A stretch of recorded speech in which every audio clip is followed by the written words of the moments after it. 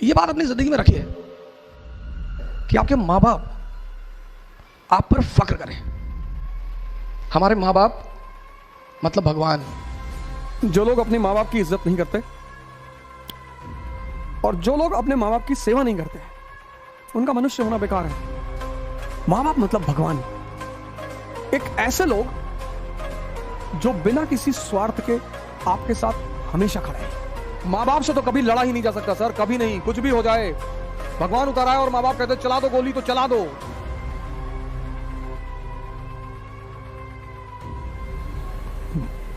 जय हिंद फ्रेंड्स।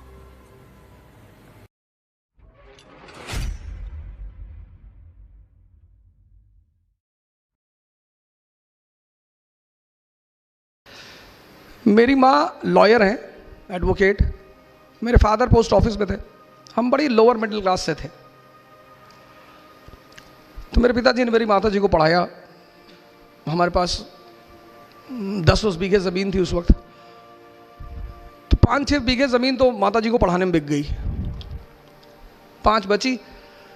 तो जब मैं बड़ा हुआ, बाहर निकला, बाहर पढ़ने के लिए मैं दिल्ली आया। फिर और पड़ोसी की ज़रूरत पड़ी। मेरी बहन वो भी आई दिल्ली पढ़ने के लिए। तो पैसे तो थे नहीं घर में। तो ये हुआ कि भाई अब क्या करें। माता जी ने कहा कि ज़मीन बेच दो। तो मेरे पापा ने कहा यार 5 बीघे और बचे हैं, इसको भी बेच दोगी तो खाएंगे कैसे। अबे उन्होंने कहा बेच दो यार लड़का हमारा अरबों डॉलर का, बेच दो। तो कुछ भगवान की वो थी कि मैं सुन रहा था उन दोनों आदमी की बातें। बेच दिया साहब ज़मीन। हम तो चले आए, पढ़ते रहे। तो जब मेरा आईएएस के लास्ट अटेम्प्ट में मेंस नहीं हुआ तो मेरी स्थिति एकदम, मतलब मैं उसे बयां ही नहीं कर सकता, उस पर मैं जाना ही नहीं चाहूँगा। 7 महीने बड़ी अजीब सी स्थिति में रहे, क्योंकि हम जो मिडिल क्लास के लोग हैं ना, उनके लिए ये सब तैयारी नहीं है। हमें नौकरी नहीं चाहिए, हमें जगह बनानी है। और सर अगर आपको लगता है कि ज़िंदगी में लड़ाई नहीं करनी पड़ेगी तो आप गलतफहमी में जी रहे हैं सर। लड़ना है सर, ज़िंदगी का मतलब लड़ना।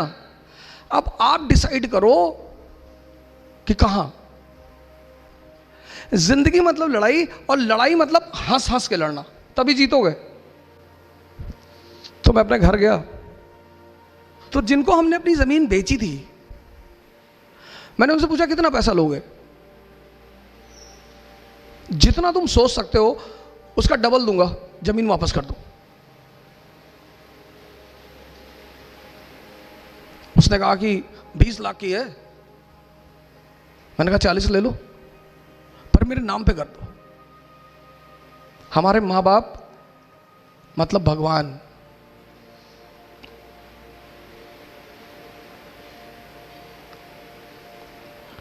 आपका जो सबसे बड़ा जिम्मेदारी है दुनिया, और कोई जिम्मेदारी है ही नहीं, बाकी अपने आप चलेगी, वह जिम्मेदारी ये है कि आपके माँ बाप आप पर फक्र करें। ये बात अपनी जिंदगी में रखिए। फक्र किसी भी बात पर, किसी भी बात पर, कि मेरे बेटे ने हिंदुस्तान पे कब्जा कर लिया।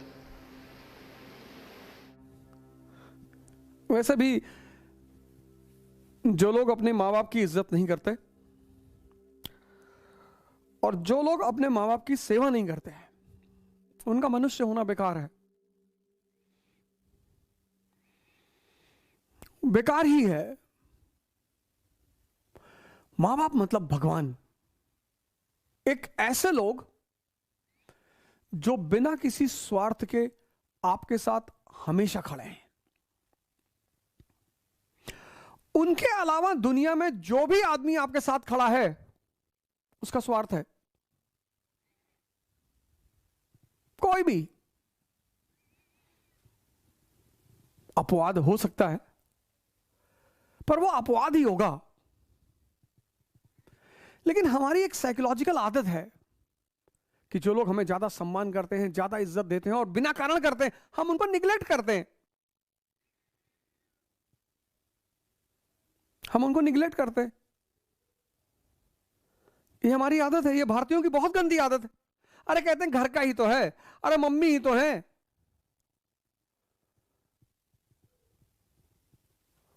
एक दिन गांधी जी ने बड़ी अच्छी जीवनी लिखी, जीवनी की टाइटल लिखी, my experiments with truth.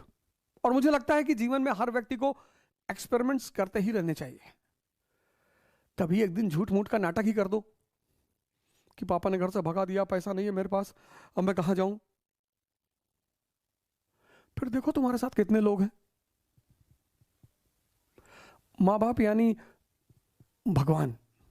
Sir हमारी माता जी तो आज भी कूट देती हैं हमें,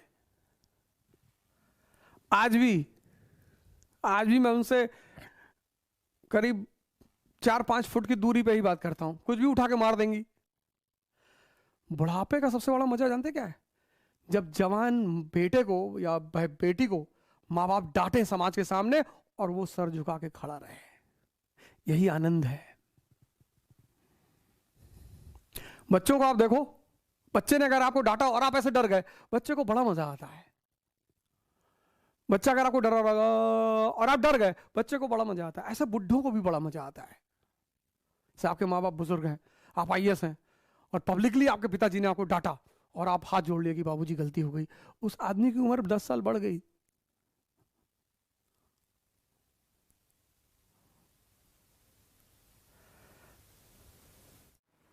समाज का काम है आपको बर्बाद करना और भटकाना, यह समाज का धर्म है। उस समाज में अगर कोई आपको बनाने वाला मिल जाए मां बाप के अतिरिक्त, तो आप बहुत भाग्यशाली हैं। इस दुनिया में अगर आपका कोई शुभचिंतक है तो वो है मां बाप, सबके साथ। लेकिन होता क्या है, वो कठोर होते हैं हमारे प्रति। जो भी शुभचिंतक होगा वो कठोर होगा, जिसको शोषण करना होगा वो मृदु होगा। जैसे पड़ोस की आंटी, उनको कोई काम है, और बेटा बबलू कैसे हो बेटा, दिखाई नहीं पड़े, बेटा हमारा आटा लिया देते चक्की से, लो। अब मां इस तरह से नहीं बोलेगी, मां कहेगी बदतमीज कहां मरा हुआ था। तो अब हम ह्यूमन नेचर है हमारा, तो हमें मां बाप बड़े बुरे लगते हैं। लेकिन सूत्र यही है सर, जो भी आपके प्रति कठोर है वो आपका भला सोचता है, और जो भी आपके प्रति मृदु है, अच्छा बोलता है, आपकी सिर्फ तारीफ करता है, वो आपके शोषण के फिराक में है।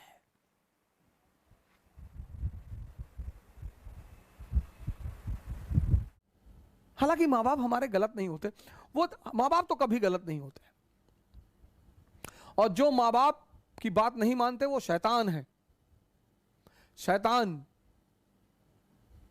लेकिन हां, कभी कभी ऐसा होता है कि मां बाप हमें समझ नहीं पाते, तो लड़ने की क्या जरूरत है सर?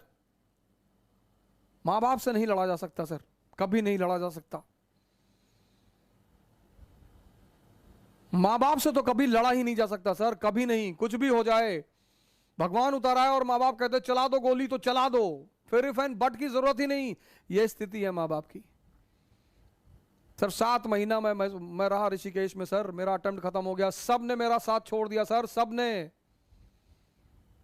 मैं पैसे 1-1 रुपए के लिए मोहताज हो गया। मेरे एक मित्र हैं, 100 रुपए मांगने पे नहीं दिया उन्होंने सर।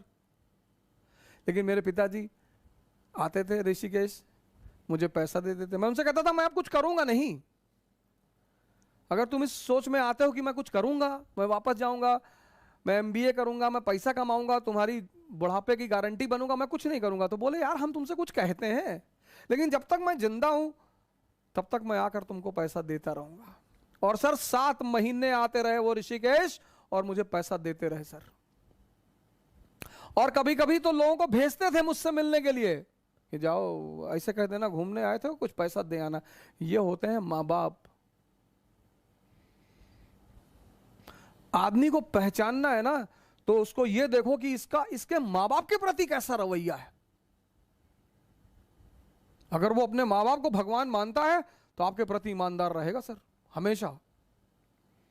हां, लेकिन कभी कभी ऐसा भी होता है, यह भी मैं मानता हूं कि कभी कभी मां बाप भी हमको समझ नहीं पाते हैं, तो कोई बड़ी बात नहीं है सर, उसमें झगड़ा करने का, उनसे बगावत करने की कोई जरूरत नहीं है। जो भी आपके ऊपर खर्चा करेगा वो उसकी कीमत वसूल करेगा, मां बाप के अलावा। हमने तो उन मां बापों को खुशी देखा है जिनके बच्चे शाम को घर आते हैं, अपने माँ बाप के साथ बैठते हैं, अपने माँ बाप को घुमाने ले जाते हैं। हमारी श्रीमती जी के मामा है तो अपने माँ बाप को साथ में रखते हैं बैंगलोर। उनके माँ बाप से ज्यादा धनी आदमी कौन है सर इस संसार में, जिसकी बुजुर्गियत में बच्चे मोहब्बत करें।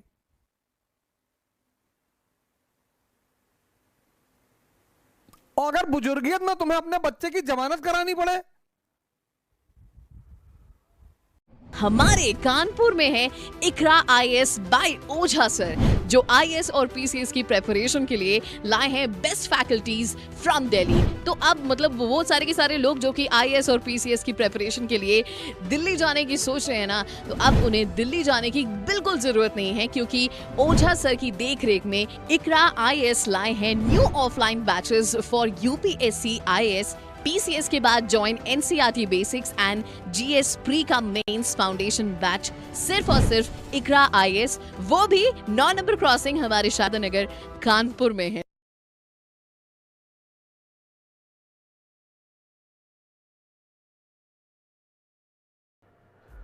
जय हिंद।